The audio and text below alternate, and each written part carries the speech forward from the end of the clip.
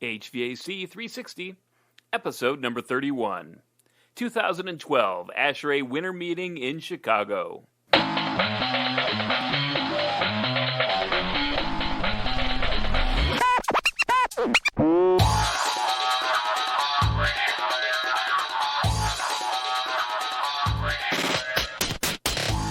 Hey, welcome back everybody to another episode of HVAC 360. I'm your host, Matt Nelson. This week I'm going to talk about my recent trip to the ASHRAE Winter Meeting in Chicago.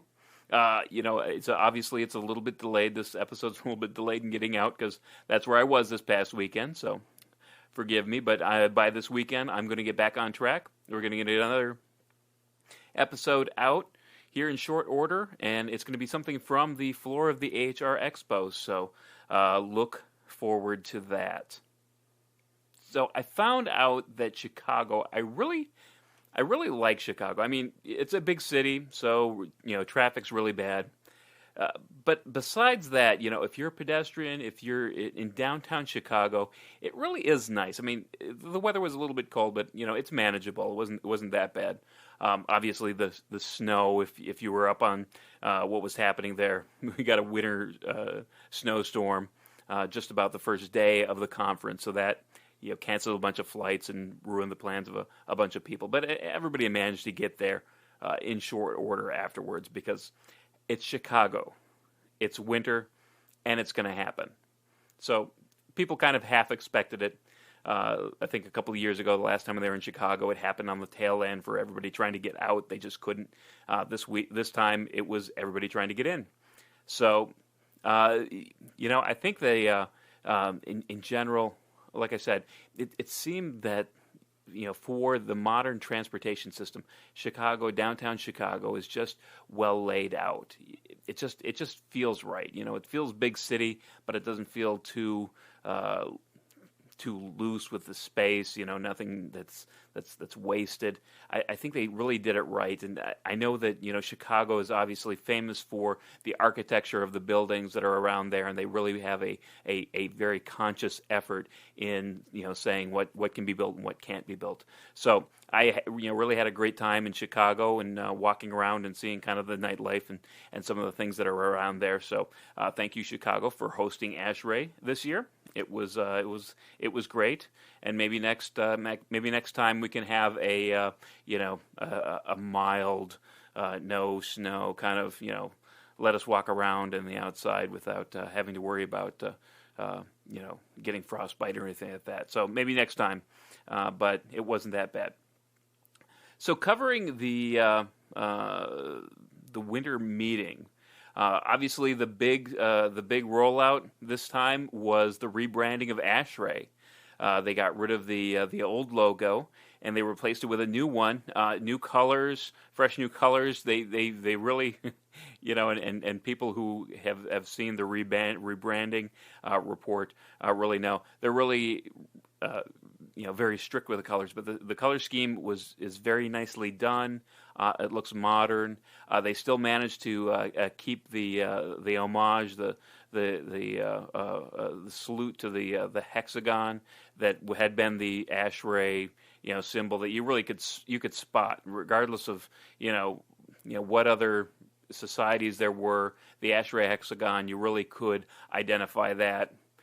Without being able to kind of read it at all. So, but this one, very nice. I'll post in the show notes. That'll be the picture for this episode. So if you want to take a look at it, you can take a look at it there, or just go to the ASHRAE website at ashrae.org. The website, come to mention it, is also brand new. So they have redone that, and that looks really great.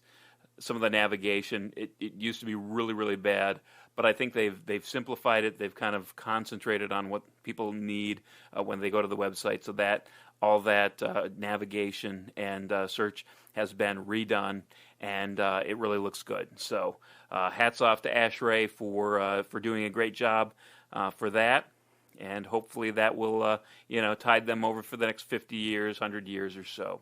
So as far as anything else, that was the big kickoff for the keynote that was during the show. The Other topics. Uh, um, President Ron Jarnigan had made his speech for the audience, and there were a number of people that were honored there. Obviously, more fellows and all the of the awards recipients. That was a big show. No keynote this year. I thought was a interesting tidbit, but obviously with rebranding, maybe the money went towards that. So not too bad, and it just made it a early evening, so to speak. So what was going on in ASHRAE? Obviously, if you were a lot of people come to ASHRAE to mix and mingle. There's a lot of connections that you can grow, and I've always been a big proponent of that. Going there for networking, getting involved in some of the committee work at the society level. Really getting adding some grassroots. Being able to get your 2 cents in. If you're not a PhD candidate and you really want to be able to impact what ASHRAE does and what they produce, that's a great place to do it, because they certainly need some more of that at the ASHRAE level. Let's see what else. Some of the things, obviously, on the one end. Speaking of networking, Yay, I've noticed, had that's the young engineers of ASHRAE.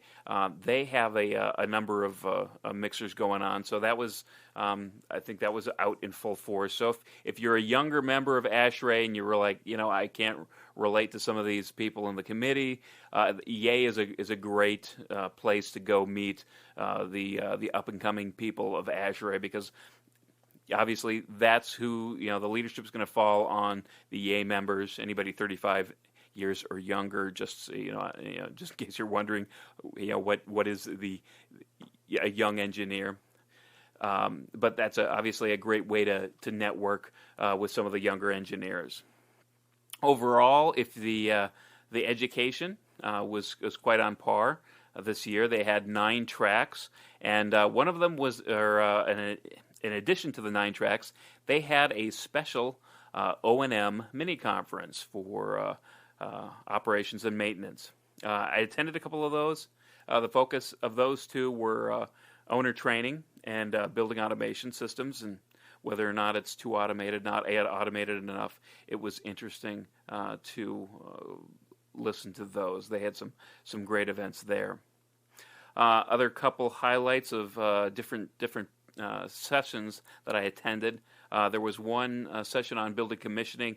They had Ron Wilkinson, who's a fairly well-known commissioning authority, talking about different things. Among other things, I like one of the quotes that he had, or one of the things I'll quote him on, is he's saying that and this was part of the O&M track, one of the speeches, but he had said that really design and construction really is the first phase of the O&M, and really that's so true, because it became really clear that overall I think that training is very lacking. I think that the building operators don't get the necessary training that they need when they inherit the building. And really, the first phase, they need to get, in addition to get the proper training after construction is complete, they need to be involved in the design phase. They need to be involved in the construction phase, because that gives them that much more knowledge of the building that they're actually going to end up running. So, thank you, Ron, for that useful insight. And the other insight that I have, and I'm gonna blow through this name. It's going to be Srinivas Kadipamula, and he is with the Pacific Northwest National Laboratory. And what he brought to the table was the idea of retuning versus retrocommissioning or recommissioning. Typically in a building you have this recommissioning that happens on a cyclical basis that might be on a 3 to 5 year cycle. But really, he says that you really lose that opportunity to have that kind of continuous, obviously continuous commissioning, having that continuous fine tuning, and he labeled it as retuning. in that it was kind of, a very closely periodic, monthly, weekly kind of retuning of the system to make sure that you kept on track. So you didn't have to wait a long period to let the building go out of tune again. You just retune it, and that was what he was promoting was a much more cost effective way to go about the building commissioning. To that end, he does have a website. I'm going to put a couple of the links to these websites, so you don't have to remember all this mumbo jumbo. But the one that I'll give out because it's fairly simple to understand was the retuning.org, retuning.org, and that'll get you to some of the information that he has on building retuning. There's also a course that he's like a free course, takes about it says 5 to 6 hours in one sitting. That's also on the website, but I'll get a link to that and post it in the show notes as well. So briefly, I know that we're gonna I interviewed a number of people at the AHR Expo over at McCormick Center in Chicago there. I will issue those kind of separately. I don't know if it's going to be on a regular basis. I want to try to break them up because I have a couple other people that I want to get in the interview or in the podcast episodes in between these. So I may issue them weekly. I may throw a special Wednesday episode in there for us, but be looking for those interviews for in the future. A couple of things that I'll point out for the AHR Expo. Gracious host, thanks to the Expo staff. But this was the largest HR Expo that there's been. So way to go. And it looks like, if there's an indication of the economy turning up here in the United States and then maybe hopefully globally too, is that they're really having a large show and there's a lot of vendors that are trying to get out there and get some traction. So congratulations to HR and ASHRAE for having a great show. One of the people that I didn't get to interview, but I did stop by their booth, and I thought this was fairly noteworthy to mention, was the people over at Distech Controls. Distech, if you're not familiar with them, they produce a line of open protocol controls. Really, they have everything from soup to nuts as it would be. But I guess the one thing that really caught my eye was the controller. They had a DDC controller that had a LCD screen on it. Now, if you're troubleshooting things, or if you're ever wanting to go to a piece of equipment and look exactly what's going on, it's fairly hard because most of those are you have to interpret lights, or they're it's a clunky really sort of archaic cryptic sort of display that they have on there if you're going to toggle through any of these pieces of equipment. But these Distech controllers that they had, but it had just simply a really beautiful display, crystal clear, and you could have full names of supply air temperature, return air temperature, whatever you wanted to have on there. But it had it in plain English that was very easy to see, and that wasn't.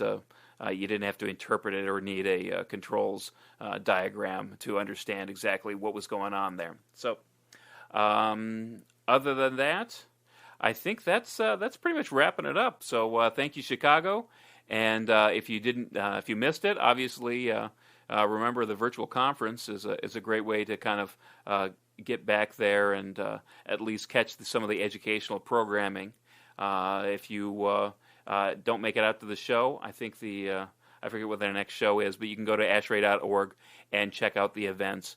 And they already have things planned out 2 years in advance for these shows. So if you want to start planning for next year, you can do that. So again, I think that thank you for everybody for listening. I appreciate it. I know I've received some feedback from some people that's been encouraging, and I really I really do appreciate that.